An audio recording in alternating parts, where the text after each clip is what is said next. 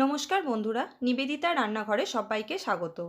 আজ আমি আপনাদের সাথে শেয়ার করব বেগুন বাহারের রেসিপি।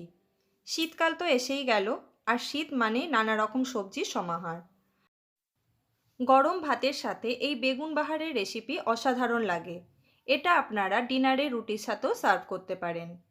স্কিপ না করে পুরো ভিডিওটি দেখার অনুরোধ রইল। আশা করি আপনাদের ভালো লাগবে। ভালো লাগলে অবশ্যই ভিডিওটিতে একটা লাইক দিয়ে দেবেন। বেগুন বাহার বানানোর জন্য আমি এখানে 4টে মাঝারি সাইজের পরিষ্কার বেগুন নিয়েছি। বেগুনগুলো আমি ভালোভাবে ধুয়ে নিয়ে চলে এসেছি। তারপর একটি ছুরির সাহায্যে একটা বেগুনকে আমি 4 টুকরো করে কেটে নেব। বেগুনের বোটা সমেত রেখে দেব। বেগুনের বোটাগুলো কিন্তু আমি কেটে বাদ দেব না। আপনাদের দেখিয়ে দিচ্ছি কিভাবে আমি বেগুনগুলো কেটে নিচ্ছি। যে সকল নতুন বন্ধু আজকে আমার এই ভিডিওটি দেখছেন, তাদের কাছে চ্যানেলটি সাবস্ক্রাইব করে নেওয়ার অনুরোধ করব। পাশে থাকা বেল নোটিফিকেশান অবশ্যই অন রাখবেন পরবর্তী ভিডিওর নোটিফিকেশান পাওয়ার জন্য। রেসিপিটি ভালো লাগলে অবশ্যই আমাকে কমেন্টে জানাবেন, আর অনুরোধ করব রেসিপিটি ফ্যামিলি মেম্বারের সাথে বেশি বেশি করে শেয়ার করে দেওয়ার। একই রকম পদ্ধতিতে সবকটি বেগুন আমি কেটে নিয়েছি। এবার এই বেগুনগুলোকে অন্য একটি প্লেটের মধ্যে আমি তুলে নেব। বেগুন যেহেতু ধুয়ে পরিষ্কারভাবে কেটে নিয়েছি, তাই কাটার পর আমি ধুইনি। এবারে আমি এর মধ্যে দিয়ে দেব 1 চা চামচ লবণ, 1 চা চামচ হলুদের গুঁড়ো, দিয়ে দেব 1/2 চা চামচ লাল লঙ্কার গুঁড়ো, আর দিয়ে দেব খুব সামান্য পরিমাণ চিনি। চিনি দিয়ে যদি বেগুন এইভাবে মাখিয়ে বেশ কিছুক্ষণ রেখে দেন, তাহলে কিন্তু বেগুন ভাজার সময় তেল খুবই কম লাগে। আর এর মধ্যে দিয়ে দেব বড় টেবিল চামচের 1 চামচ কর্নফ্লাওয়ার। এইভাবে যদি আপনারা বেগুন ভাজেন, তাহলে কিন্তু ডাল ভাতের সাথে সেই বেগুন ভাজা খুবই ভালো লাগবে। এই রকম বেগুন ভাজার টেস্ট কিন্তু খুব ভালো হয়।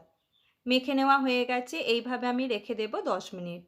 অন্যদিকে একটি পেস্ট আমি তৈরি করে নেব। তার জন্য নিয়েছি একটি মিক্সিং জার। তার মধ্যে দিয়েছি 1 মুঠো চীনাবাদাম, দিয়েছি 1 চা চামচ পোস্ত, আর দিয়ে দেব 1 চা চামচ কালো সর্ষে। আপনারা এখানে যে কোনো সর্ষে ব্যবহার করতে পারেন। আর দিয়ে দেব 10 থেকে 12টা কিশমিশ। শুকনো অবস্থাতেই হাই স্পিডে এটাকে আমি 1 মিনিট ঘুরিয়ে নেব। দেখুন খুব ভালোভাবে মিহি হয়ে গেছে।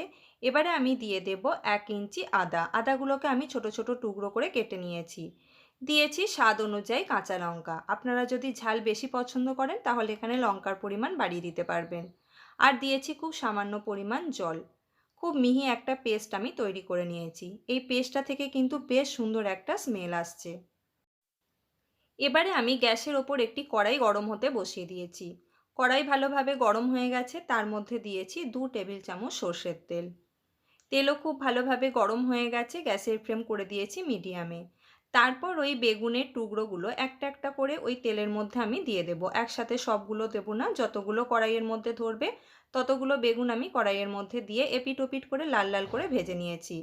আপনারা নিশ্চয়ই দেখে বুঝতে পারছেন, দুপলা সর্ষের তেলে কিন্তু আমি অনেকগুলো বেগুন একসঙ্গে ভেজে নিচ্ছি। চিনি দেওয়ার কারণে কিন্তু এইভাবে বেগুন ভাজলে তেল খুবই কম লাগে। একটা ব্যাচ আমার ভেজে নেওয়া হয়ে গেছে। এবারে এগুলোকে আমি তেল থেকে তুলে অন্য একটি প্লেটের মধ্যে নামিয়ে রাখবো। ওই একই পদ্ধতিতে বাদবাকি সবকটি বেগুন আমি ভেজে নিয়েছি। আমি সবসময় চেষ্টা করি অল্প তেল মশলায় ঘরোয়া কিছু উপকরণ দিয়ে হেলদি রেসিপি আপনাদের সাথে শেয়ার করার। যদি আমার এই রেসিপিগুলি আপনাদের ভালো লেগে থাকে, তাহলে অবশ্যই চ্যানেল সাবস্ক্রাইব করে আমার পাশে থাকবেন। ওই কড়াইয়ের মধ্যেই দিয়ে দেব 1/2 টেবিল চামচ সর্ষের তেল। সর্ষের তেল গরম হয়ে গেলে তাতে দিয়েছি 1 চা চামচ কালো জিরে ফোড়ন। ফোড়ন থেকে একটা সুন্দর গন্ধ বেরোলে যে পেস্ট আমি তৈরি করে রেখেছিলাম, সেটি ওই কড়াইয়ের মধ্যে দিয়ে দেব। এই মশলা কষানোর কাজটা পুরোটাই করতে হবে গ্যাসের ফ্লেম একেবারে লোতে রেখে। যেহেতু এই পেস্টের মধ্যে আমি বাদামের ব্যবহার করেছি, তাই তলা থেকে ধরে যাওয়ার সম্ভাবনা থাকবে। এবারে এর মধ্যে আমি খুব সামান্য কিছু মশলার ব্যবহার করব। দিয়ে দেব স্বাদ অনুযায়ী লবণ, 1 চা চামচ হলুদের গুঁড়ো, আর যেহেতু নিরামিষ রান্না তাই দিয়েছি খুব সামান্য পরিমাণ চিনি। একটা সুন্দর রঙের জন্য দিয়েছি 1 চা চামচ কাশ্মীরি লাল লঙ্কার গুঁড়ো। সমস্ত মশলা খুব ভালোভাবে কষিয়ে নেব। মশলা কড়াইয়ের গা থেকে ছেড়ে এসছে, মানে খুব সুন্দরভাবে কষানো হয়ে গেছে। এবারে আমি এর মধ্যে দিয়ে দেব কয়েকটা চেরা কাঁচা লঙ্কা, আর দিয়ে দেব 2 টেবিল চামচ ফ্যাটানো টক দই। ফ্রিজ থেকে বার করার সাথে সাথে ঠান্ডা টক দই তরকারিতে ব্যবহার করবেন না, এতে করে টক দই কেটে যাওয়ার সম্ভাবনা থাকবে। টক দই ফ্রিজ থেকে বার করে রুম টেম্পারেচারে এনে তবেই কিন্তু সেই টক দই যে কোনো রান্নায় আপনি ব্যবহার করতে পারবেন। মশলার সাথে টক দই খুব ভালোভাবে মিশিয়ে নিয়েছি।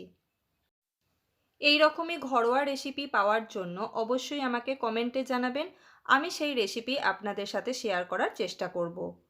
মশলা ভালোভাবে কষিয়ে নেওয়া হয়ে গেলে টক দইয়ের বাটি ধোয়া জল আমি দিয়ে দিয়েছি।